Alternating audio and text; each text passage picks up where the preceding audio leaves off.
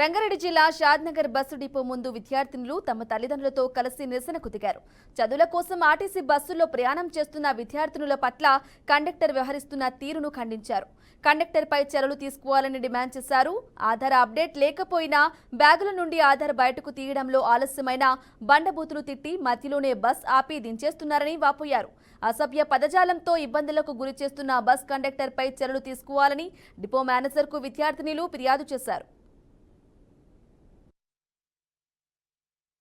అందరూ బస్సులో వెళ్తుంటే చిన్నప్పుడు ఆధార్ కార్డు అప్డేట్ చేయకుంటే ఆయననేమో మీరు గాడిదలుగా అయినా కూతురా బలంగా అయినా కూతురా ఏంటి మీరు చదువుకొని కూతురా అని చెప్తుండు. అయితే మీకు గాడిది ముండ మీకు తెలియలేదా మీరు ఏమని బస్సులోకి వెళ్ళి మధ్యలో దింపేస్తుండు.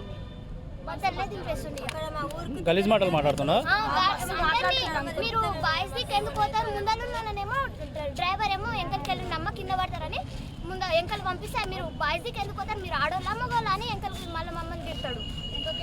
ఎంకలకి మళ్ళీ ముందర కూర్చోబెడతారు. పైసలు ఇచ్చినా కానీ సంఘం ఊరికి వెళ్ళే బస్సు కండక్టరు పిల్లల్ని